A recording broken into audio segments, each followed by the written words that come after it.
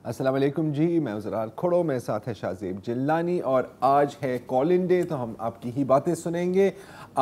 Number screen पर भी हैं एज़ यूजुअल, मैं एक बार दोहरा भी देता हूँ एज़ यूजुअल 0213-233-0927 और 27 की जगह आप 29 और 30 भी डायल कर सकते हैं। अच्छा, हमारे पहले कॉलर हैं शम्सुर रहमान साहब कराची से। अस्सलाम वालेकुम जी। तुम जनाब जी सर। जनाब, मुझे दो बातें कहनी थी। पहली बात तो ये कि आपके स्कॉलर डे से असल में जो कॉल करता है उसका एक कैथारसिस हो जाता है। हाँ। एक तरह से लेटर टू एडिटर वाला मसला जी जी, अमल होता है या नहीं होता, ये तो एक अलग सवाल, ये एक अलग बात। दूसरी बात ये कि अभी ये कराची में जो बुक मेला हुआ था बहुत कामयाब था, बेतहाशा लोग थे। कौन सा? सॉरी, मेरी बुक मेला, ये बुक मेला जो एक्सपो सेंटर में हुआ था। हेलो, जी जी जी जी, है ना, तो बहुत कामयाब था, बहुत अच्छा था, बहुत लोग थे, मेरी तवक्कुआत से बहुत ज्यादा। लेकिन एक बात ये थी कि इसमें मुख्तदरा कौमी जबान का स्टॉल नहीं था। हालांकि मुख्तदरा कौमी जबान वालों ने बहुत अच्छी किताबों के बहुत अच्छे तराजुम किए, ना उनकी किताबें मार्केट में मिलती हैं ना कहीं और मिलती हैं, जबकि नेशनल बुक फाउंडेशन वालों का भी मौजूद था। और जंग वालों ने इरशाद अहमद हक्कानी की किताब नहीं रखी थी। तो एक तो पहली बात ये हो गई कि ये जो मुतल्लिका इदारे हैं उन तक पहुंच जाए कि मुख्तदरा कौमी ज़बान की किताबों को मार्केटाइज किया जाए। प्लेटो के डायलॉग से लेके ओरिएंटलिज्म तक का ट्रांसलेशन मौजूद है, बड़ी आला किताब। दूसरी बात ये कि कराची में ये जो ट्रैफिक का मसला है, जो पूरी यूनिवर्सिटी रोड खुदी हुई है, पुलिस जो बुनियादी मसला ट्रैफिक मैनेजमेंट है। हमारा आलम यह है कि अगर हमको फुटबॉल का ग्राउंड मिल जाएगा उसमें भी हम ट्रैफिक जैम कर देंगे। ट्रैफिक मैनेजमेंट है। लियाकताबाद के पुल के नीचे आप देख लें, पुल बना हुआ है, अंडरपास है, लेकिन ट्रैफिक मुसीबत है। करीमाबाद पे भी यही है, गुलिस्तान जौहर का भी वही है, विलियम मॉल के पास। बुनियादी मसला ट्रैफिक मैनेजमेंट है। जिसकी मर्जी है रॉन्ग साइड गाड़ी चला रहा है, जिसकी मर्जी है नीली बत्तियां मुंह पे मार रहा है, मोटरसाइकिल वालों ने क़यामत मचा रखी है। और मगरिब के बाद तो ट्रैफिक पुलिस का तो खैर नाम ही नहीं होता। तो बुनियादी मसला ट्रैफिक मैनेजमेंट है। अब वो फरमा रहे हैं कराची में इलेक्ट्रिक टैक्सी चलेगी। शमसुर रहमान साहब, बिजली तो घर में आ जाए। आपकी मैं बात काट रहा हूँ, मैं तो कहता हूँ आप ये भी कह सकते हैं कि बुनियादी मसला मैनेजमेंट का है, सिर्फ ट्रैफिक में नहीं, तकरीबन हर एक चीज़ में। अब जैसे अगर आप पानी की बात करें तो ऐसा नहीं है कि आपके पास पानी की ज़ख़ीरे नहीं है, आपकी सप्लाई और डिस्ट्रीब्यूशन और मैनेजमेंट का मसला है। बिजली का भी मसला ज़्यादा प्रोडक्शन का नहीं है, डिस्ट्रीब्यूशन का है, मतलब मैनेजमेंट का मसला है। तो ये आपकी बात 100% सही है कि ट्रैफिक का मसला भी मैनेजमेंट का है। मैं तो कहूँगा कि मसला ही मैनेजमेंट का है, फ्रॉम टॉप टू बॉटम। आप किसी भी शोबे को उठा के देखें। अच्छा, ये यहाँ पे जो रेड लाइन बन रही है, ये इसकी वजह से काफ़ी खुदाई वगैरह हुई है, और काफ़ी लोग जो उस तरफ से आते हैं वो ये भी बता रहे हैं कि बहुत सारे दरख्त जो हैं वो उन्होंने आके वो भी उड़ा दिए, पूरे उड़ा दिए, मतलब उखाड़ दिए, उड़ा भी नहीं दिए, जड़ से ही उखाड़ दिए, उखाड़ लो। तो अब ये है कि जाए कि जब रेड लाइन है, रोड बन रहा है, पुल बन रहा है, तो डिस्ट्रप्शन तो होता है, पूरी दुनिया में होता है, लेकिन उससे पहले आप वो कर लेते हैं, बाईपास बना देते हैं, कोई ट्रैफिक का बताते हैं।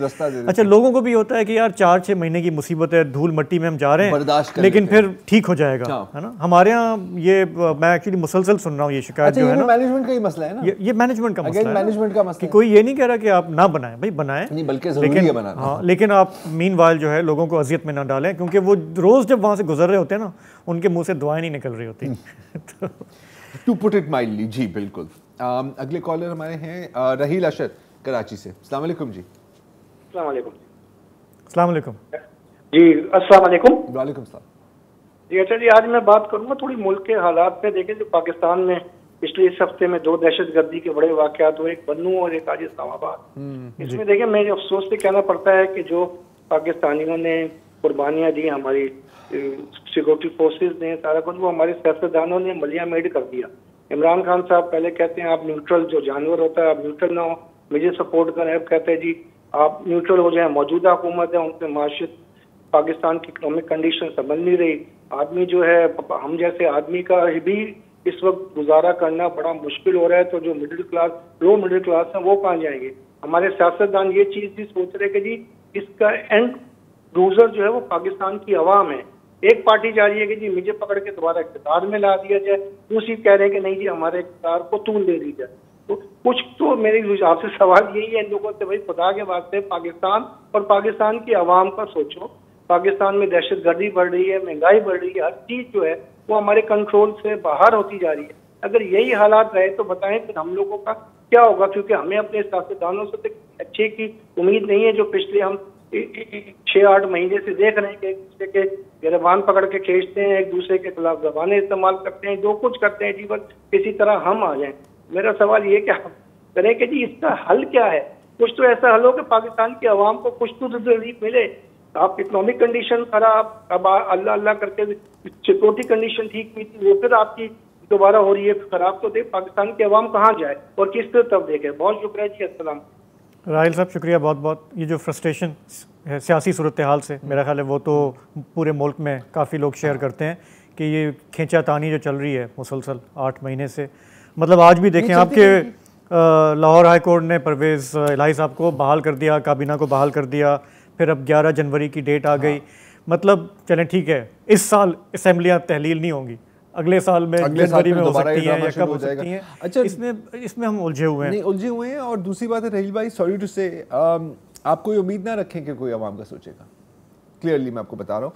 और जहाँ तक आपने जो दहशतगर्दी की बात की है यार, यूँ अटैक होता है 1 सेकंड के अंदर, क्या होता है? इल्ज़ाम तराशी। खान साहब कहता है कि जी ये तो आप सबकी गलती है, वो फिर उनको याद दिलाते हैं कि जी आप वही कहते थे कि ये तो बंदूक की नोक पर शरिया नाफिज ही नहीं करना चाह रहे हो, पूरी वो हिस्ट्री निकल आती है। पॉइंट ये नहीं है कि कौन सही है और कौन गलत है, पॉइंट है कि 50 बंदे मर भी जाएं, ये एक सियासी फुटबॉल बन जाता है, and that is the reality we are living. लेकिन ये इन्होंने शुरू बात की ये जो इस्लामाबाद के हमले से, और वो वाकई मतलब मैं तो थोड़ा सा एस्टॉनिश्ड हूँ कि आपका कैपिटल है, उसमें बड़े अरसे बाद सुसाइड अटेम्प्ट हुआ है। ये तो मतलब ये कि नुकसान जानी जो है कम हुआ है, हर जान कीमती है। इसमें भी देखें ना, ये जो हेड कांस्टेबल थे अदील हुसैन, उनका क्या देखें ना, वो तलाशी ले रहे हैं गाड़ी की, और कौन सा वो बुलेट प्रूफ पहन के कर रहे होते हैं ये काम। और जब आपको ये एक्सपेक्ट भी ना हो कि अभी ना कोई bomb disposal suit, bullet proof से भी क्या होगा अगर एक्सप्लोजन हो रही है। हाँ, तो अब ये आज का जो है ये इसको तो बहुत सीरियसली लेना चाहिए। सेक्टर I-10-4 में जो ये हुआ है, तो बाकी इन्होंने जो एक छोटी सी बात इन्होंने ये की ना कि हमने कुर्बानियाँ दी हैं और फ़ौज का इसमें बड़ा किरदार है, वो हर कोई रिकग्नाइज़ भी करता है। लेकिन फिर उन्होंने जो 100% सारा जो मलबा है वो पॉलिटिशियंस पे भी डाल दिया। तो इतना भी हर चीज़ ब्लैक एंड वाइट नहीं है, मतलब सभी ने अपना हिस्सा डाला है, और पॉलिटिशियंस ने भी डाला है, दूसरे इदारों ने भी डाला है।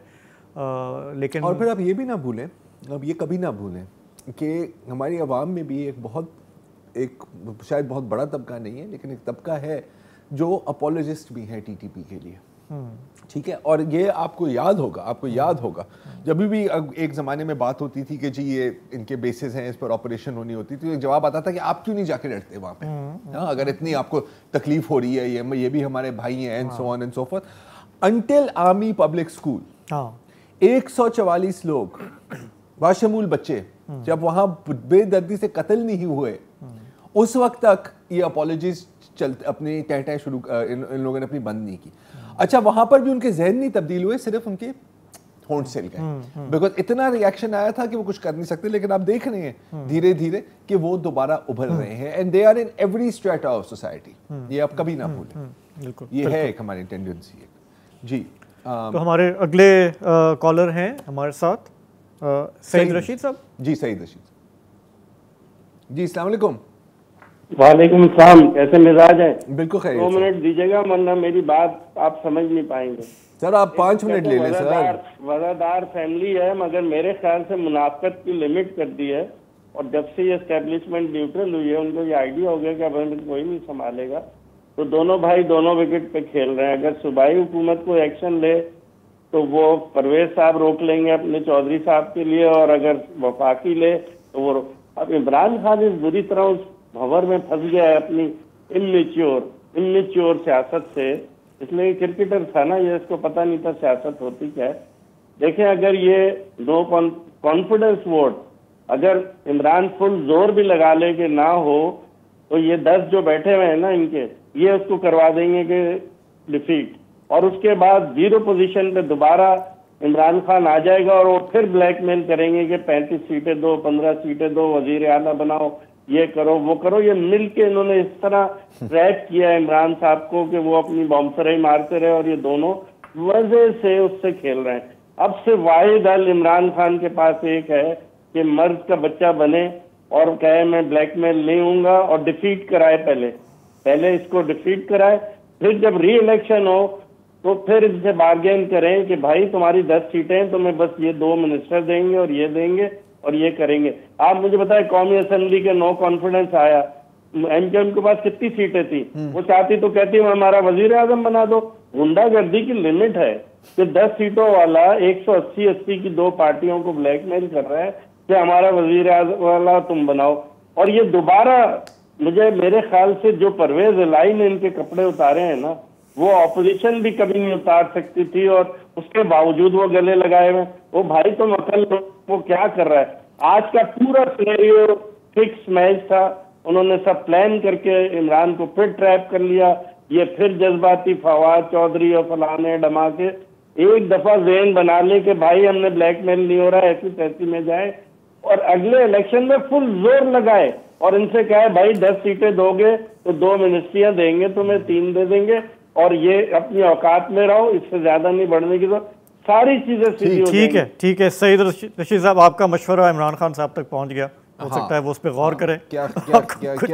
वैसे खतरा हमेशा अपनों से ही होता है सर, गैरों का तो पता होता है ना आपको। लेकिन उन्हें पूरी स्ट्रैटेजी बता दी कि उन्हें क्या करना चाहिए। अगर वो मशवरे लें तो चले। वैसे हम बात करते हैं मोहम्मद सलीम साहब है रावलपिंडी से। जी अस्सलाम वालेकुम सलीम साहब। अस्सलाम वालेकुम साहब, जिलानी साहब, मैं 2018 से आपके प्रोग्राम में काले कर रहा हूँ और आपका वाहिद चैनल है जो 5 साल से मेरी आवाज सुन रहा हूँ नेशनल बैंक ऑफ पाकिस्तान के रिव्यू पिटीशन के बारे में। काश कोई फर्क पड़ गया होता सर। जी सर, मेरी बात सुनिए सर जी, जरा थोड़ा सा मुझे टाइम दीजिए। इसमें एक डेवलपमेंट हुई है जो आपको बताना बहुत जरूरी है, आपके नॉलेज में लाना बहुत जरूरी है सर। बताएं।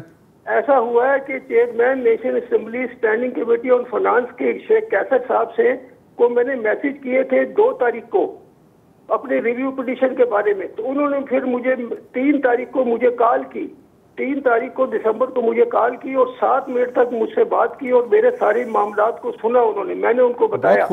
जी, उन्होंने फिर मुझे बातों में कहा कि मैं जब मुझसे बात डिस्कशन हो रही थी तो उन्होंने मुझे कहा कि मैं 16 या 17 दिसंबर को नेशनल बैंक के प्रेसिडेंट को कायमा कमेटी में बुलाऊंगा और फिर आपके इशू पर उनसे बातचीत करूंगा। अब बात यह है कि सर जी कि फिर 16 दिसंबर को तो वो हमारे नेशनल बैंक के प्रेसिडेंट आ गए, वहाँ पे बातचीत हुई। मैं इसलिए बताना चाह रहा हूँ कि सर ये शेख कैसर साहब एक वाहिद आदमी है जिन्होंने 12 साल में हमें एक मरतबा 2017 में सालाना इंक्रीमेंट दिलवाई थी और उस वक्त के प्रेसिडेंट सईद अहमद को बुलाकर स्टैंडिंग कमेटी में उन्होंने बजट की इंक्रीज दिलवाई थी। और सर ये ऐसे आदमी जो मैंने पाकिस्तान में शायद ही मैंने ऐसा कोई आदमी देखा होगा जिन हुकूमत में कि जिन्होंने हमारी बात सुनी हो। 7 मिनट तक मुझसे बात की सर जी, और अल्लाह इनका भला करे। और ऐसे आदमी पाकिस्तान के बहुत बड़े बिजनेसमैन है, 140 साल से बिजनेस कर रहे, 57 साल से ये बिजनेस कर रहे और इन्होंने 1 करोड़ रुपए डोनेशन भी दिया सलाह फंड में और ये बड़े गरीब परवर किस्म के। तो इन्होंने प्रेसिडेंट को बुलाकर कहा कि अपना प्रेसिडेंट साहब आप नेशनल बैंक के जो पेंशन के नुमाइंदे हैं इनसे बातचीत करके इसको मसले को हल करें। तो अब ये नेशनल बैंक के जो प्रेसिडेंट है ये हमारे पेंशन के नुमाइंदों को कराची बुलाएंगे और फिर हमारे को मसले को हल करेंगे। सर सलीम साहब, ये मुझे जरा नाम दोबारा लिखवा सकते हैं जो सेनेटर साहब हैं? जी सेनेटर नहीं सर जी, नेशनल असेंबली स्टैंडिंग कमेटी के चेयरमैन है शेख कैसर साहब। नेशनल असेंबली शेख कैसर साहब, ठीक है। ये कायमा कमेटी के चेयरमैन शेख कैसर साहब बहुत अच्छे इंसान है सर, मुझसे 7 मिनट बात की। बहुत खूब। फिर इन्होंने 5 तारीख को मैसेज, शुक्र है मतलब ये इसको फॉलो अप लेकिन करना है। ये जो मीटिंग है ना आप कह रहे हैं कराची में जो होनी है, ये कैसे साहब से बात करते हैं अगर हाँ, क्योंकि देखें ये बहुत एक मुस्बत खबर है कि आप इतने अरसे से इस मामले को चेज कर रहे हैं, 5 साल बॉस, और अब आपसे उन्होंने खुद किसी इलेक्टेड ऑफिशियल ने बात की है, 5 साल तो सिर्फ यहाँ कॉल कर रहे हैं, मेरे ख्याल 1 दिहाई हो गई है। हाँ, और अब आपको एश्योरेंस मिली है कि कराची में जो है नेशनल बैंक वाले इसको देखेंगे, तो ये तो अच्छी खबर है, लेकिन ज़ाहिर है कि फॉलो अप होना चाहिए ताकि मसला हल हो। हाँ, है ना? हाँ, लेकिन शुक्र है कोई सुनने वाला तो है, सुनने वाला है इतने सालों के बाद, कोई रिस्पॉन्स। यही एक आज के लिए इतना ही काफ़ी है। तो अगले कॉलर हमारे नवाबशाह से कामरान अली साहब। अस्सलाम वालेकुम। हेलो लोग लड़ सकते हैं, मर सकते हैं, जी सकते नहीं, आदमी समझा ना अब तक आदमी का मसला, एक तरफ खींचती है एक तरफ तहजीब हाजिर की कशिश, एक तरफ दामन कुशा है मौलवी का मसला। अब ये बॉर्डर क्रॉस करके हीरोइन भी आ रही है और गाड़ियां भी स्मगल हो रही हैं और जो है असला भी आ रहा है। अब तालिबान भी इस्लामाबाद पहुंच गए। सेनेटर मुश्ताक अहमद खान साहब ने जो है वो 2 दिन पहले ही कहा था पार्लियामेंट के ज्वाइंट सेशन में कि वो तालिबान का अगला टारगेट जो है वो पार्लियामेंट है। तो जो बॉर्डर के ऊपर सिक्योरिटी फोर्सेस खड़ी हुई हैं, क्या वो भारत की हैं या चाइना की हैं? तो ये कि सारी चीजें किस तरह से बॉर्डर क्रॉस करके आ रही हैं और इस्लामाबाद तक पहुंच चुकी हैं। ठीक है, शुक्रिया। बॉर्डर पे तो हम देख रहे हैं कि झड़पें भी चल रही हैं, उसमें हमारे फौजी भी शहीद हो रहे हैं, लेकिन आपकी बात ये भी सही है कि स्मगलिंग का आज का नहीं है, बहुत पुराना है और उसमें मतलब करोड़ों नहीं अरबों की बातें हैं, और ज़ाहिर है कि उसे भी कंट्रोल करना पड़ेगा। अगर उसे नहीं करोगे तो और कोई चीज़ कंट्रोल होगी भी नहीं, क्योंकि रूट्स एक ही होते हैं ना। देखें वो आप ये देखेंगे कि जो इंटरनेशनल टेररिज्म की मैं बात कर रहा हूँ, जब वो स्मगल कर रहे थे तो वो ह्यूमन ट्रैफिकर्स के रूट इस्तेमाल करते हैं। जब माल पहुंचाना होता है तो वो ड्रग ट्रैफिकर्स और स्मगलर्स के ही रूट इस्तेमाल करते हैं। ये कोई मुख्तलिफ नेटवर्क्स नहीं होती। अगर ये देखें ना, इसको फॉर्मलाइज करें तो खजाना जो है हुकूमत का, उसमें पैसे आएंगे। अभी लोगों के जेबों में जा रहा है, लोगों की जेबों और उसमें स्मगलर्स भी हैं, उसमें सरकारी लोग भी शामिल हैं। बिल्कुल, तो आपने जब अरबों की बात हो तो बहुत लोग शामिल होने के लिए तैयार हो जाते हैं। ज़रा आज क्या जुमे का दिन है? जुमे का दिन है जी। और कल है शनिचर, परसों इतवार माना क्रिसमस। पूरा कैलेंडर आपने निकाल दिया जी। क्रिसमस, और फिर अगला हफ्ता जो है वो आखिरी हफ्ता है साल का। आखिरी हफ्ता है साल का। छुट्टियां भी हैं कराची में, शादियां भी हो रही हैं। और मेरा ख्याल है हमने कोई खास प्रोग्राम रखा है। हमने क्या किया है, मैं बताता हूँ आपने क्या किया है कि जो आखिरी हफ्ता है साल का, तो हमने सोचा कि बहुत सियासत हो गई है, बहुत टेंशन ज़दा किस्म का साल रहा है हर एक लिहाज से। सियासत हो गई, मईशत हो गई, दहशत गर्दी शुरू हो रही है। तो हमने कुछ स्पेशल शोज़ रिकॉर्ड किए हैं और बहुत मज़ा आया था हमें रिकॉर्ड करते हुए। एक है, 2 इनफैक्ट हमें शोज़ किया करना हमने। एक था नदीम फारूक पराचा साहब के साथ, और वो है पाकिस्तान की तारीख़, अब इस बोरिंग तरीके से नहीं लेकिन पॉपुलर कल्चर के लेंस के थ्रू। अच्छा, ये समझाना थोड़ा मुश्किल हो जाएगा, मतलब आप जो पॉप कल्चर हमारे यहाँ जो सिनेमा है, थिएटर है, गाने हैं, जुमले हैं, टेलीविज़न है, कि उसका सफ़र कैसे रहा है हमारे मुल्क में मुख्तलिफ अदवार में, उसका अहाता किया है। नदीम फारूक पराचा की बड़ा इस पर काम है दहाइयों का। तो वो हमारे गेस्ट होंगे अगले हफ्ते। 2 शोज हमने उनके साथ किए हैं। इसके अलावा भी फिल्म फेस्टिवल भी है, एक मिनी फिल्म फेस्टिवल, और ये है कि उसमें आपको डॉक्यूमेंटरीज दिखाएंगे, सम ऑफ द बेस्ट डॉक्यूमेंटरीज जो पाकिस्तान से, अगर डॉक्यूमेंटरीज कह सकते हैं आप, शॉर्ट फिल्म्स कह सकते हैं, शॉर्ट फिल्म्स, चलो जो भी है। लेकिन उसमें ऐसे ऐसे इलाकों में ऐसे वो बनाई गई हैं जहाँ से हमें रोज़ कोई देखने को नहीं मिलता, सुनने को नहीं मिलता, और इस मुल्क में कैसे बयाबानों में लोग जो है वो अपने एक इंस्पिरेशन के साथ काम कर रहे हैं। तो अगला हफ्ता जो है वो वाकई में ज़रा हटके होगा, तो उसको आप ज़रूर आज भी हमने एक शूट की है, वो फिर थोड़ी सी सरप्राइज है, वो फिर हम आपको बाद में बताएंगे। हाँ, कुछ सरप्राइजेस हैं। हमारे पास इस वक्त कॉलर हैं राहिल इफ्तिखार कराची से। जनाब अस्सलाम वालेकुम।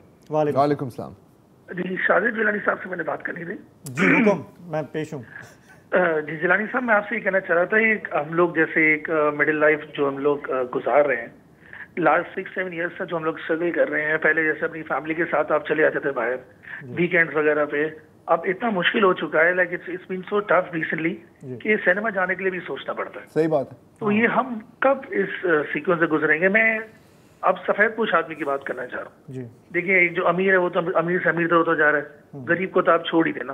अब जो हम लोग हैं सफेद पोश आदमी, हम लोग कब इकोनॉमिक क्राइसिस से गुजरेंगे? मैं आपका प्रोग्राम देखता हूँ बहुत शौक से। अभी आप जो नेक्स्ट वीक की जिक्र करते हैं मुनीफ फारूक साहब का, वो भी इंशाल्लाह देखेंगे। मगर कहने का मकसद ये है कि कब तक हम सफर करें, जॉब करें, फिर दूसरी जॉब भी सोचनी पड़ रही है, कब तक करेंगे? देखिए, फ़िलहाल ज़ाहिर है कि इकॉनमी जिस तरह से जा रही है, तो हम कहते हैं अंग्रेज़ी में बेल्ट टाइटनिंग, कि आप अपने ख़र्चे जो है घटाते हैं। लोगों को तो इस वक्त अपने देखें ना, किचन में ये फ़ैसले कर रहे हैं कि मैं चिकन नहीं पकाऊं, मैं दाल पकाऊं, इवन दाल भी महंगी है। तो उमूमी तौर पे जो हम छुट्टियां प्लान कर रहे होते हैं बच्चों के लिए, हम क्योंकि लाइफ में देखें ना, क्यों बंदा इतनी मेहनत करता है, सुबह शाम आप कर रहे होते हैं कि आप कम से कम ये जो इस तरह के सीज़न आते हैं तो आप कुछ बच्चों के साथ, फैमिली के साथ कुछ जो है ना आप यादें भी इस्टेब्लिश करें।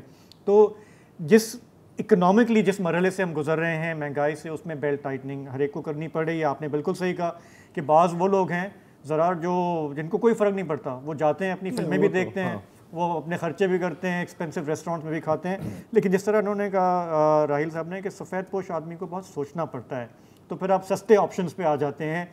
मेन पॉइंट क्या होता है कि आपने अब अगर अपने आई डोंट नो फैमिली के साथ, बच्चों के साथ आपने कुछ मज़े करने हैं, तो आप ये नहीं देखते कि खर्चा जो है ना बहुत ही एक्सपेंसिव चीज़ करनी है। छोटी मोटी चीज़ों से भी आप कोशिश करते हैं कि क्वालिटी टाइम अब तो यही करना पड़ता है ना। लेकिन एक और रहील इफ्तिखार ने जो बात की थी कि भाई बाहर नहीं जा सकते, नहीं जा सकते, मैं आपको छोटी सी मिसाल देता हूँ। अच्छा, इसका एक क्या कहते हैं स्पिल ओवर इफेक्ट होता है फिर पूरी इकोनॉमी पे।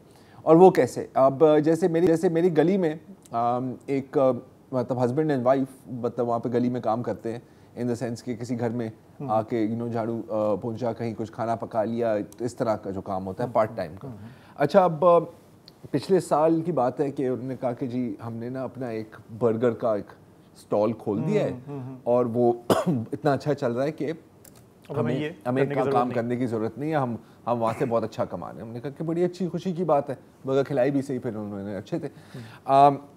अभी पिछले हफ्ते की बात है कि वो दोबारा गली में घूम रहे हैं और कह रहे हैं कि जी अगर कोई काम है तो अब हमें दे दो। तो फिर पूछा किसी ने कि यार आपका क्या हुआ? उसने कहा कि जी एक तो दाल की कीमत आप देखें वो जो बन कबाब में जाता है, बाकी सारी चीज़ों की कीमत देखें, और ये कि कोई ख़रीदने वाला नहीं बचा। और ये कोई मतलब मैं कोई 2000 रुपए की स्टेक की बात, तो वो तो चले लोग फिर भी खा लेते हैं ना जिनके पास है।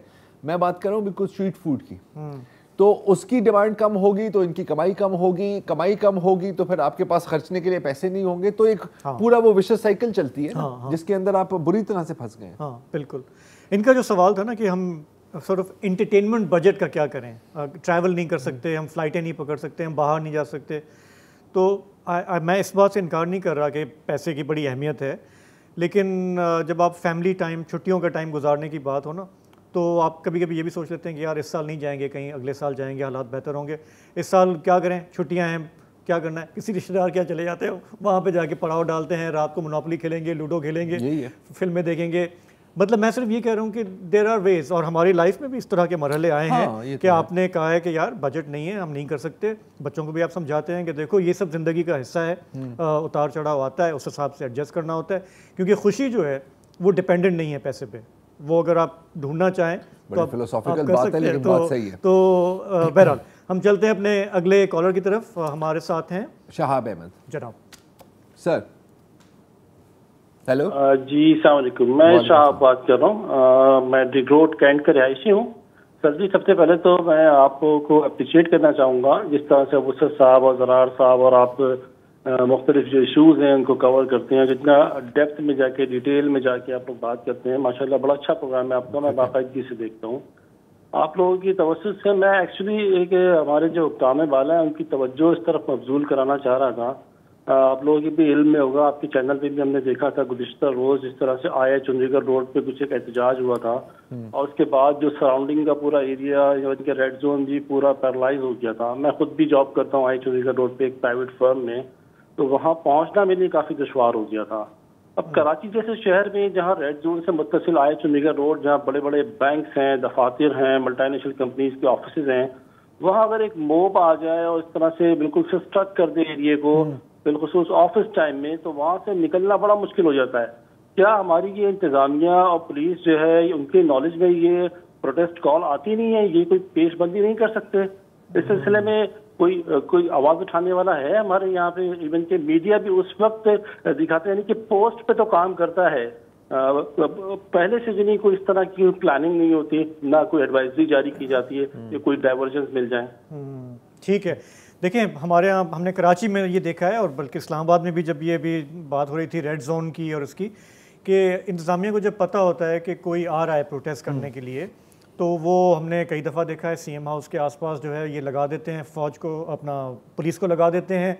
अगर कोई जैसे प्रेस क्लब पे आप बैठे हैं ना, मुजाहरा कर रहे हैं, कोई नोटिस नहीं करता, वहाँ पे हर वक्त कोई ना कोई बैठा होता है, उन बेचारों की खबर भी नहीं लगती। तो लोग मजबूर होकर अपने हुकूक के लिए फिर कहते हैं कि जी हमें अपनी आवाज़ उठाने के लिए वहीं जाना पड़ेगा कि कोई नोटिस तो करे। मतलब प्रोटेस्ट का दुनिया भर में तरीका ये है कि आप एक डेजिग्नेटेड जगह पे करते हैं, आप अपने नारे लगाते हैं, आपकी कवरेज होती है, आप अपनी आवाज़ उठाते हैं और आप घर चले जाते हैं।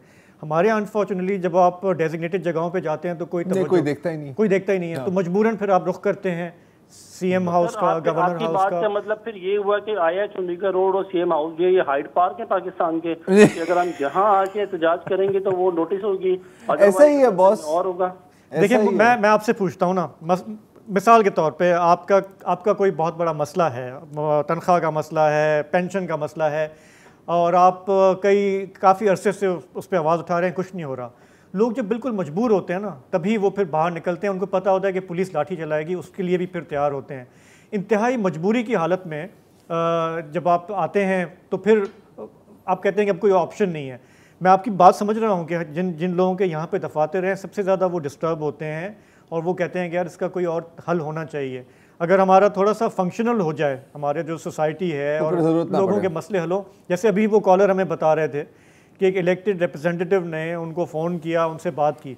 अगर आपके जो ब्यूरोक्रेसी है, आपके इलेक्टेड रिप्रेजेंटेटिव हैं, वो अगर रिस्पॉन्सिव हों तो हालात इस नहज पे ना आए। अच्छा, एक और इंटरेस्टिंग चीज़ मैं आपको बताऊं कि वक्त डालोगे ही तो फिर खबर बनती है ना।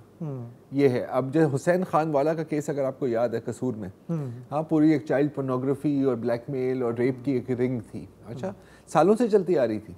उसके बारे में पता कब चला? जब अफेक्टेड फैमिलीज ने जाके जो नज़दीक का जो हाईवे था उसको ब्लॉक किया, तो खबर ये बनी कि हाईवे ब्लॉक्ड है। फिर किसी ने पूछा हाईवे ब्लॉक क्यों है, तो उन्होंने बताया कि जी हमारे साथ ये हो रही है। तो वहां से पाकिस्तान के तारीख का सबसे बड़ा चाइल्ड पोर्नोग्राफी और सेक्सुअल अब्यूज के रिंग अनकवर। तो ये इन अ वे देखें आप, इस वक्त इमरान खान साहब जो कुछ कर रहे थे वो भी ये था ना कि डिसरप्ट करना है, तभी मैं अपनी बात मनवा सकूंगा।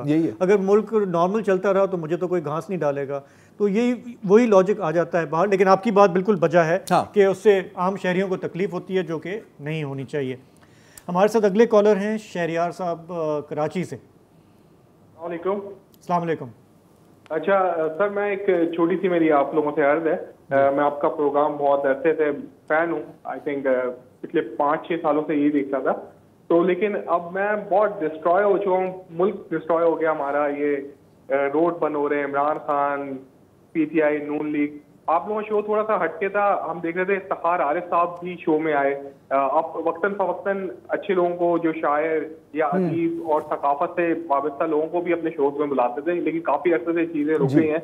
इफ्तिखार आरिफ साहब, रजा अली आबदी साहब को आपने बुलाया, फिर फहमीदा रियाज साहिबा का एक शो मैं देखा, और आप यकीन करें मैं यूट्यूब पे जाके बार बार उनको देखता हूँ। लेकिन बदकिस्मती से आपका शो भी जो है ना इसी तरफ आ गया है, और कोई जो जो स्टूडेंट देखें, कोई बच्चे देखें, उनको पता चले अदब सकाफत कहाँ जा रही है, इस हवाले से कोई पेशरफ नहीं हो रही यहाँ पर। और जिलानी साहब, आप मेरे ख्याल में ट्रैवल और टूरिज्म पे भी काफी ज्यादा आप काम करते हैं, तो मेरे ख्याल में उस तरफ भी कुछ यूज करने की कोशिश करिए।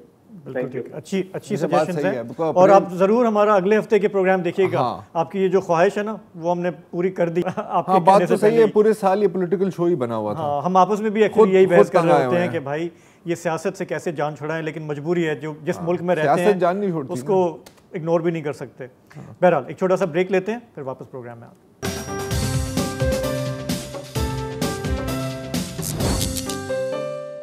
वेलकम बैक जी, और हमारे अगले कॉलर हैं एहतशाम जॉन साहब क्वेटा से। अस्सलाम वालेकुम जी। अस्सलाम वालेकुम जी। वालेकुम सलाम जी।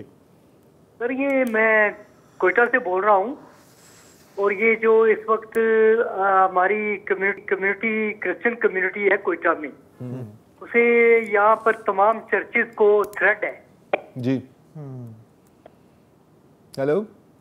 और ये जो हमारी जी, हेलो, लाइन में थोड़ा डिले है, लेकिन आप बोलते जाएं।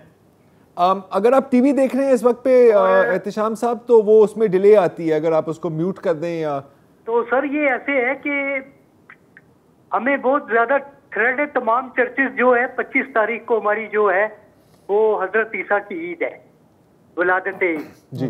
तो उसके लिए सर हम लोग बड़े परेशान हैं, इसीलिए कि अभी ये 2-3 एजेंसीज ने ये थ्रेड दी है कि हाई अलर्ट थ्रेड दी है कि 3-4 लोग जो है वो अफगानिस्तान से बारास्ता चमन कोयटा में दाखिल हो चुके हैं। और टीटीपी मुतरक हो चुकी है, उसके साथ तालिबान भी हैं। लेकिन हमें यही है कि तमाम लोग जो है ना हमारे कोयटा के अंदर जो मसीह बिरादरी है वो बहुत ही डरी हुई है। नहीं, ये आपने ये ऑफिशियल अलर्ट जारी हुआ है या आपने सुना है? गवर्नमेंट जो है वो हमारे लिए कोई ना कोई तो इकदाम करे। बलूचिस्तान की गवर्नमेंट तो कोई इकदाम नहीं कर रही। डीसी के पास गए हैं, आईजी के पास गए हैं, डीआईजी के पास गए हैं, लेकिन वो इसको जो है ना वो ले ही नहीं रहे, सीरियस ले ही नहीं रहे। एहतशाम साहब, आपको आवाज आ रही है? तरीके से हमारा कोई ऐसा एहतशाम साहब हो गया, आपको आवाज आ रही है? तो उसका कौन वो होगा? अच्छा, नहीं, सुने, मैंने आपकी बात सुन ली। मैं ये पूछना चाह रहा हूँ कि उमूमन ये होता है कि हमारी जो सिक्योरिटी एजेंसीज हैं या इंटेलिजेंस एजेंसीज हैं वो थ्रेट अलर्ट जारी करती हैं और फिर एक्स्ट्रा सिक्योरिटी जो है वो तैनात की जाती है। आप ये कह रहे हैं कि आपको ये क्या कहीं से मालूमात मिली हैं जिसके बाद आपने जाके हुकाम से रब्ता किया है? बलूचिस्तान की kabinah तक पहुंचाना चाहता हूँ कि वो काइंडली वो इस पर गौर करें और हमें महफूज रखें, क्योंकि पाकिस्तान में अक़लियतें तो गैर महफूज है। आज तो आपको पता है इस्लामाबाद में भी आज एक धमाका हुआ है और उसके साथ क्या हुआ है। तो हम तो बहुत डरे हुए हैं कि तालिबान यहाँ कोयटा में नहीं। वैसे एहतशाम साहब, बात तो आपकी बजा है, बात आपकी 100% बजा है, क्योंकि हमने माजी में इस तरह के बहुत हमने देखे, All Saints Church Peshawar and so on and so forth. और ये वाजे है, अगर आप टीटीपी की जो एस्केलेशन है आप देख रहे हैं, और ख़ास तौर पर आज का जो हमला है, कि ये कोशिश कर रहे हैं टेम्पो बिल्ड करने का एक किसी बहुत बड़े हमले के लिए। देखिए, मैं सिर्फ ये कंफर्म करना चाह रहा हूँ कि स्पेसिफिकली इस दफ़ा ये जो जिस खौफ हरास की बात कर रहे हैं कि वो क्या सिर्फ कोयटा की हद तक है, और ये रिपोर्ट्स कहाँ से आ रही हैं? शहाद सदीकी हैं कराची से जी। वालेकुम सलाम जी। सर, मैं तो ये कहूँगा हालात ये हो गए हैं, महंगाई इस सतह पे पहुँच गई है। हमारे डॉक्टर थे, हम उनके भाई के जनाजे में गए तो डॉक्टर ही साथ थे। वापसी में हमने मस्जिद पढ़ने लगे तो वहीं करीबी थे, सारे डॉक्टर उल्टे हाथ पे थे और सीधे हाथ पे आके गोरखा खड़ा हो गया और इमाम ने दुआ की कि अल्लाह पाक इनके रिज़्क़ में बरकत दे। तो उसमें गए तो गोरखे ने भी बहुत जल्दी आमीन कहा और डॉक्टर भी, और हम जैसी आवाम ना बीच में आके के रुक गए कि अगर इधर जाते हैं तो हम मरते हैं, उधर जाते। अब ये हाल हो गया है, रोज असेंबलियों का झगड़ा, रोज मतलब अजीब सा हाल हो गया है। इनको मुल्क से किसी को कोई परवाह नहीं है कि आज आए दिन पंजाब असेंबली में दौड़ो तो सिंध असेंबली में दौड़ो। माने इन्होंने 5 साल इसी बुनियाद पर गुजार देने सबने। बात तो सही है सर, बात तो सही है। आग लगी बस्ती में और वो सब अपनी मस्ती में, लगता तो ऐसे ही है जी। इनामुल्लाह मज़ारी हैं मुल्तान से। अस्सलाम वालेकुम जी। वालेकुम सलाम, क्या हाल है आपका? खैरियत सर, सुनाओ। सर, गुजारिश ये थी कि एक छोटा सा मसला ये है कि ये जो पॉलिटिकल सारा अनस्टेबिलिटी चल रही है उसके अंदर जो सबसे ज्यादा नुकसान हो रहा है वो हो रहा है सैलाब ज़दगान का पंजाब में। क्योंकि अब आप ये देखें कि जो अगला बहरान आने वाला है नेक्स्ट ईयर, वो होगा गंदम का बहरान जी। क्योंकि उसके अंदर ये है कि लेस देन 60% जो लैंड है उस पे वीट क्रॉप कास्ट हुई है, ठीक है ना जी। इसके ऊपर हर किसी को नजर रखनी चाहिए। इन्होंने पंजाब गवर्नमेंट ने सर्वे कराए, सब कुछ कराया, लेकिन इन्होंने अभी तक फसलों की मद में कुछ भी नहीं दिया जो साउथ पंजाब है। तो ये एक बहुत बड़ा मसला है जिसके ऊपर किसी की तवज्जो नहीं है अभी तक। आप खुद जमींदार हैं? आप मैं खुद जमींदार हूँ। मैं पर्सनल बात तो नहीं करना चाहता था। नहीं, बताएं ना अपना, आप बताएं कि आपने इस दफा आपकी जमीनों का क्या हाल है? आपने कितनी गंदम बोई, नहीं बोई, क्या हुआ? मेरी जो जमीन है सर वो रुझान मज़ारी शहर के साथ है बिल्कुल। तो इन्होंने रुझान मज़ारी शहर को बचाने के लिए जो 3 कट्स लगाए थे वो मेरी जमीन के सामने लगाए थे, शहर को बचाने के लिए ना। तो उस वक्त वो वहां पर कोई बंदा भी तैयार नहीं था। जिस तरह एक देहात का माहौल होता है, वो कहते थे यहाँ नहीं लगाने देंगे, यहाँ नहीं लगाने देंगे। हम मुल्तान में भी रहते हैं, इन्होंने हमारे से रब्ता किया, हमने कहा ठीक है शहर बचता है हमारी जमीन से तो बचाओ। अभी फिर मैं डीसी के पास हमने दरखास्त दी स्पेशली तौर पे, तो आगे से डीसी मुझे कहता है कि जी आप कट ना लगाने देते। अरे आप कट ना लगाने देते? हाँ, क्या बात है। मुझे उसके बाद फिर मैंने उसको बताया, मैंने कहा यार बात ये है कि मैं जो है ना अपना हक लेने आया हूँ, मेरे अपने क्लास फेलोज भी कई DC भी हैं, SSPs भी हैं।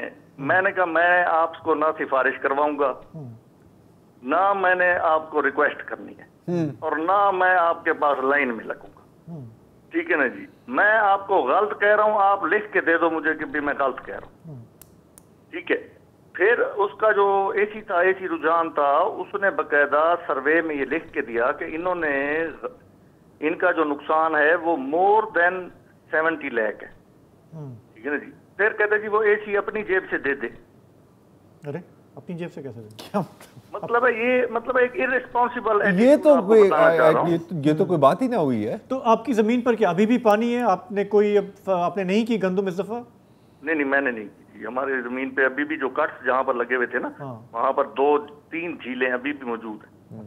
अच्छा देखो, सिर्फ पानी की बात भी नहीं है ना, अगर पानी आपने निकाल भी नहीं, अपनी जमीन को दोबारा तैयार भी करना है, कोई आसान काम नहीं है। और बिल्कुल अगर हमारे भाई ने मज़ारी साहब ने खुद कहा कि जी सही है, शहर को बजट लगा दें, तो जिसने अच्छा काम किया आप उसको सजा दें, और जिन्होंने मतलब जबर से या अपने को 100 बंदे वहां पे खड़ा करके अब भारी हुए हैं इंतजामिया के ऊपर, वो आराम से बैठे। जरा मुझे ये होता है कि जब भी हम कॉलर डे करते हैं उसमें सैलाब के हवाले से लोग बात करते हैं, वैसे जो है वो तो नज़रों से ओझल है ना। ऐसा ही है। अब ये जो मज़ारी साहब जिस सिचुएशन में है, इस तरह पंजाब में, सिंध में बहुत सारी जगहों पे लाखों लोग जो काश्तकार हैं, किसान हैं, वो सफ़र कर रहे हैं। तो बहरहाल इस पे भी बात होनी चाहिए, गवर्नमेंट को देखना चाहिए। मेरा ख्याल है प्रोग्राम में आज इतना ही, हमें इजाज़त दीजिए, अगले हफ्ते फिर मुलाकात होगी। खुदा हाफिज़।